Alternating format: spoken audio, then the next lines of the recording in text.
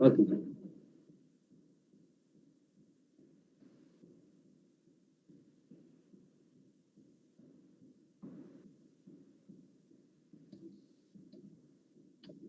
You started. Started? Okay, thanks. And to share, I'll do the present now. Thank you.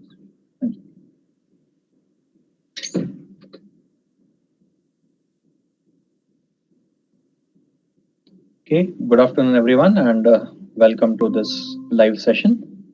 And today we don't really have any questions that have come up earlier, so I'll wait for some questions to come up on the chat. But in the meantime, let me just quickly, go over where we are and what we have done so far. Okay, so where we are is basically from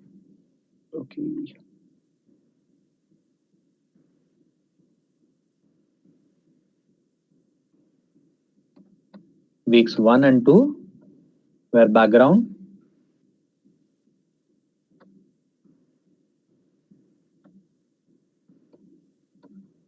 3 and 4 were models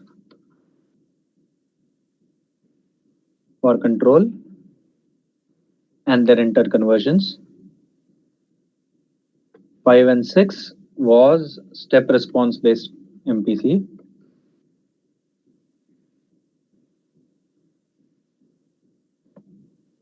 Or as the algorithm is known as DMC algorithm. The DMC algorithm is the algorithm that was developed in industry in 1970s.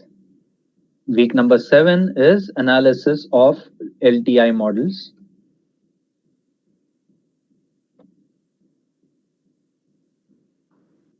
So things like stability, controllability, observability, and so on. Week 8 to 10 is going to be linear control theory.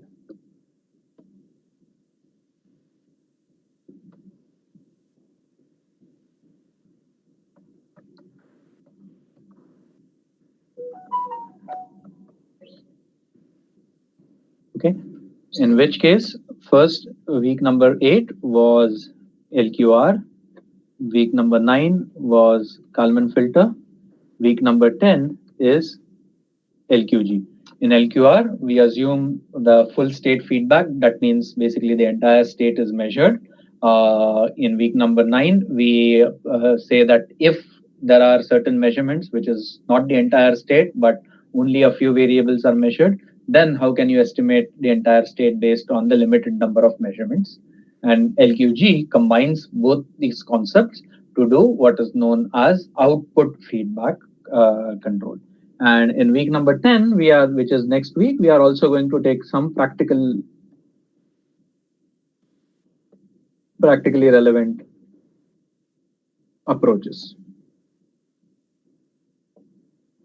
Okay, and this will set us for weeks number 11 and 12, which is where we are going to do state space MPC.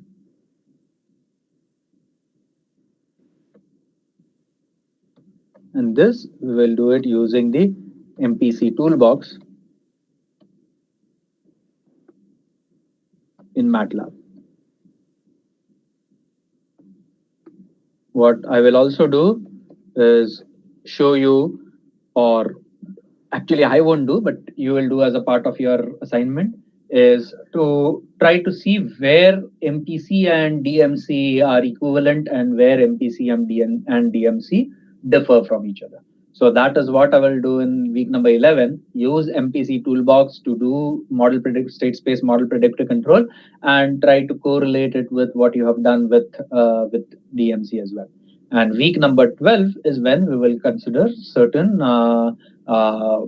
applications that will bring together all the stuff that we have done pretty much from week number 3 onwards until week number 12. So that is the aim of this course. And what is remaining is week number 10, 11, and 12. Of course, week 9 just started this week, and week 10, 11, and 12 are what are left. How to select constraints? Yeah, this is very important question. Okay, one of the major advantages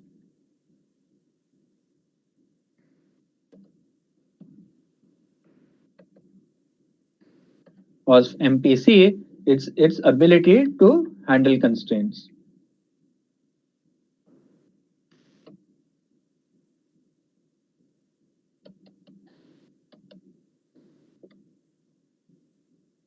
Now, where do these constraints come from?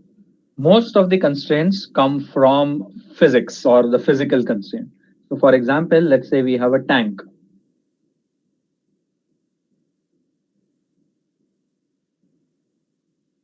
Okay, and we have a heater. Okay, let's say this is 2 kilowatt heater, and there's a kind of a knob, a regulator type of a knob, which allows you to change the setting. There is an inlet pipe, there's an outlet pipe, and let's say there's a valve at the inlet. Okay, now this particular value cannot be less than 0, cannot be more than, so when the valve is fully open, the max flow rate, let's say, turns out to be 10.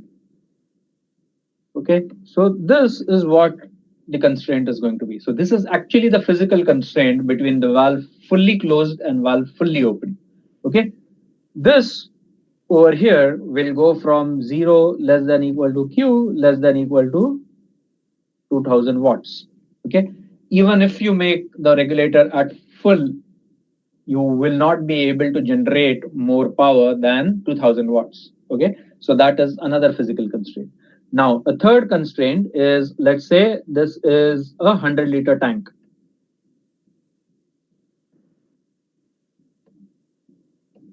Okay, then you will put a constraint 0 less than equal to volume less than equal to say 90. Why I'm not putting it right up to 100 liter? I don't want the entire tank to be full of water. I want to leave a little bit of headspace at least. So that's why I have put that value as 90. Who puts the value as 90? Not really engineers who operate the overall system or manage the overall system, but the engineers who have designed the system are the ones who would have put this particular value. Now let's look at the temperature. This is water. Okay, so water, you are going to ensure that it doesn't boil over. So you will say that the temperature of water, I want to keep it in within the constraints T less than equal to 95. Okay, where does 25 comes from? That might be, for example, the room temperature. Where does 95 come from? It is 5 degrees below the normal boiling point of water. Okay, so these become constraints. Now, this is the most common way of adding constraints. The second reason why people add constraints is to basically ensure a certain behavior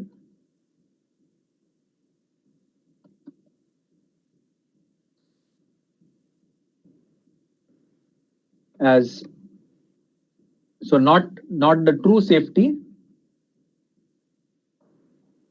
to ensure certain behavior.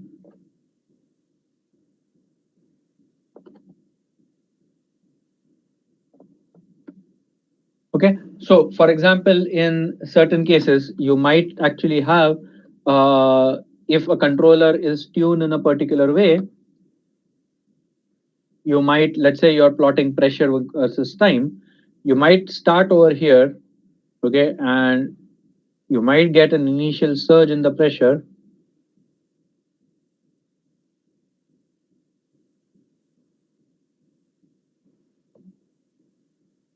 and then the pressure might fall like this. And sometimes there's no reason for any physical reason for you to have a pressure constraint, but you might actually say that, you know what, I don't like this type of a behavior, so artificially I will add this particular constraint. Okay, if I add this particular constraint artificially, you might actually get the response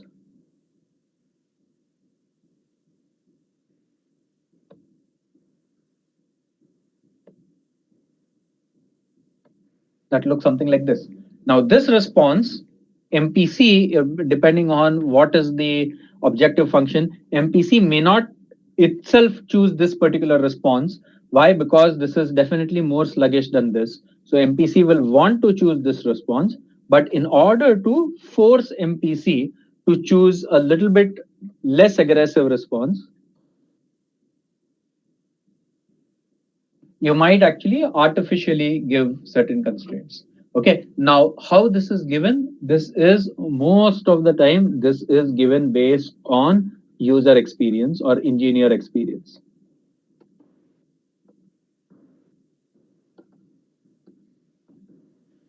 Personally, in my research, I avoid giving these type of constraints, but yes, this is done.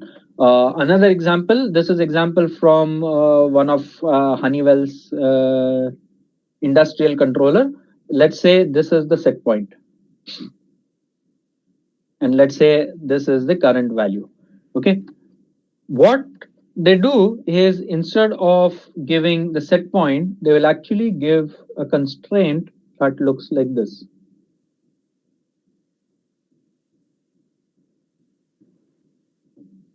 Okay, and the aim of the controller is to keep the system within this constraint. So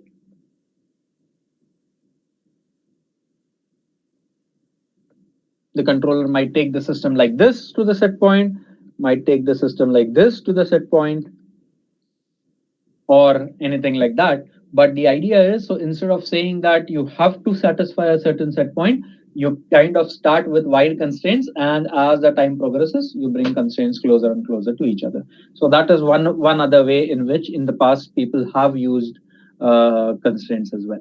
Okay, coming back to the full answer to the question, most often the constraints are physical in nature based on physical maxima or minima that the system handles. So for example, if it is inverted pendulum, the inverted pendulum, you won't be able to move faster than a particular speed. You won't be able to, so the inverted pendulum can go from 0 to 360 degrees only, and all those things are things that you can add as constraints, or as I've shown over here. Or alternatively, you can artificially add constraints to meet certain robustness requirements. Can we achieve both tracking and disturbance rejection at the same time? How to translate this into objective function? Yes, good question. In your assignments, I'm not giving you problems. I can think of, for example, week number 12 to give a problem like this, or week number 11 also. Okay. But didn't you do this in assignment 6? Uh, Assignment 6, problem 1 was set point tracking, and assignment 6, problem 2 was tracking a set point while at the same time rejecting a known disturbance. If I remember correctly, that was the case. So in assignment 6, you have already done it. But the idea is this: is okay.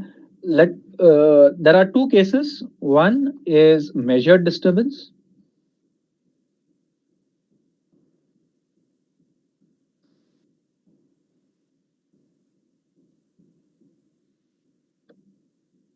And second is unmeasured disturbance.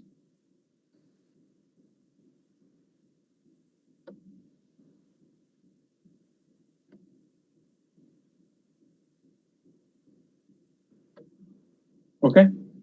When it comes to measured disturbance, uh, in MPC, you don't really need to do anything very different. What is needed is summation y k plus I minus r squared q plus delta u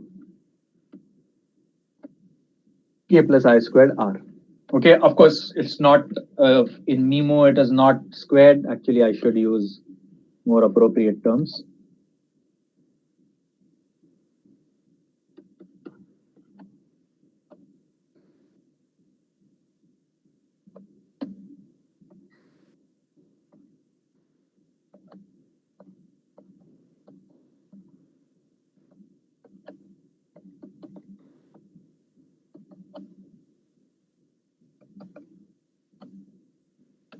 Okay, this is what you will use in case of measured disturbance, and this is also what you will use in case of unmeasured disturbance. Okay, when it is a case of measured disturbance and rejecting measured disturbance, this is pretty much enough. You don't need to do anything like that, more than that. Okay, the other thing is if the disturbance is unmeasured. Okay, you need to do one more thing in addition to this, and in addition to that, what you need to do is you need to augment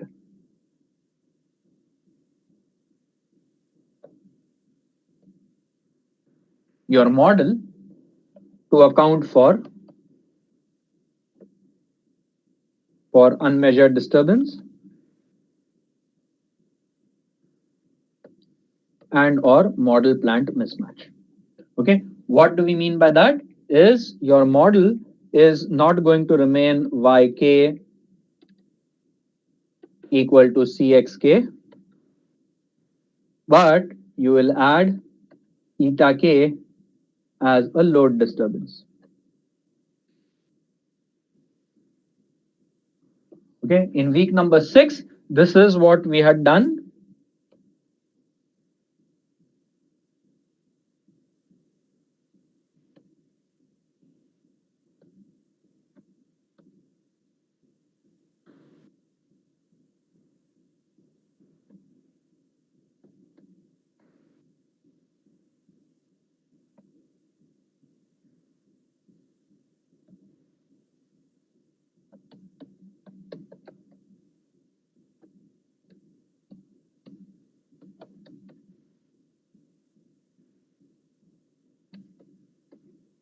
Okay, this ek in week number 6, we had added this as a bias.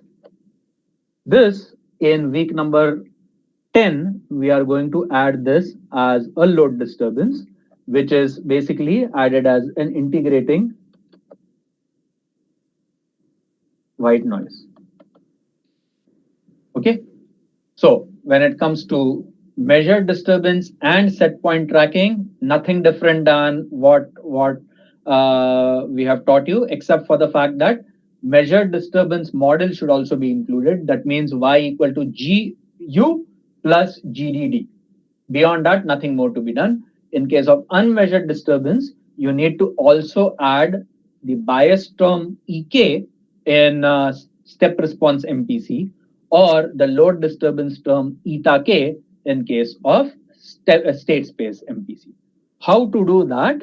We are going to cover this in week number 10.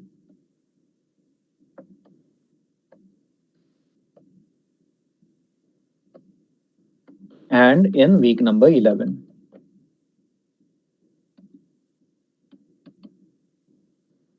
Okay, so summary, the objective function remains same.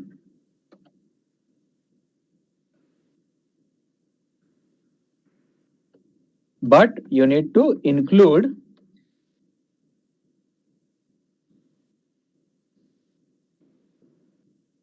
disturbance modeling in order to handle measured and unmeasured disturbances. Okay.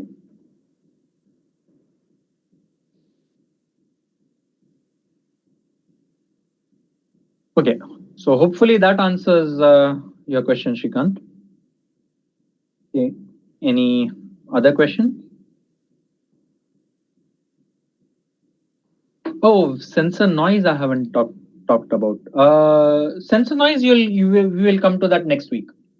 Okay, so this is week 9, right? Yeah, this is week 9. So in week number 8, you have looked at LQR, which means you started at a non-origin condition and you wanted to design U such that the system comes back to the origin. Okay, week number that was week number 8. Week number 9, you ask a completely different question. Is you don't know what your states are. You don't know what your initial state is, but you only have a limited number of measurements. So instead of the full state, you are going to have only one output measurement, and from that output measurement, can you estimate the state? Okay, Week number 10 is going to combine both of this, saying that, you know what, you are not starting from origin, we are starting from some other point, and we don't know which point we are starting from. We only measure certain outputs. Based on these certain output measurements, can I estimate the entire state and thereafter use that state in order to do LQ control in what is known as a closed loop output response LQG control. Okay. There, I'm going to also talk about how to handle measurement noise and how to handle uncertainties in the overall system model. That is one aspect that I'm going to talk about, and I'm going to also take certain practical examples which involve set point tracking and disturbance rejection cases as well. And how do we build a model in order to do that? There are two different ways to build a model. One way is to augment the model with the disturbances. Other way is what is known as the rate form, in which you difference the overall equation, and you can then use the difference form, which is also known as the rate base. That is something that will be used in state space MPC, and I will come to that in week number 11. Week number 10, you will solve the problems on your own with the code that you have written for LQG. And week number 11, you will use the MPC toolbox to do the coding for MPC. And I will take up a practical example which involves 20 states and something like that. And the control variable is a concentration, but control variable is not measured. What is measured is instead temperature. So from temperature measurements, you will have to infer your concentration, and from the inferred concentration, you have to do the control. So that's the problem that I'm going to tackle as an assignment problem for you, so that you can get a very good flavor for some practical issues as well. Okay. Any other questions?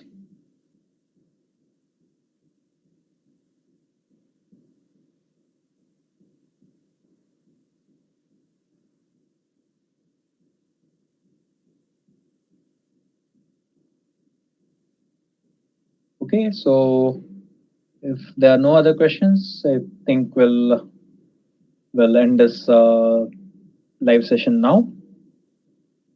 So thanks for attending, and hopefully this part of the course you're able to follow a little bit more easier, at least in class sessions. For so many years that I've been doing, people have found the state space based approaches, the LQ approaches, of course, are a bit more straightforward than MPC approaches, but overall people have found this part to be a little bit more easier to grasp. So I hope you're able to understand the concepts and so on. And yeah, if you have any questions, you can put them on the forum, and one of the TAs will be able to answer.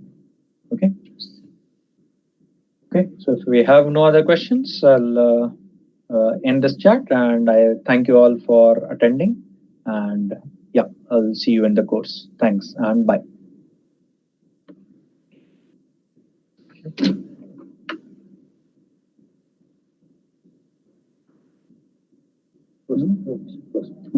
Close.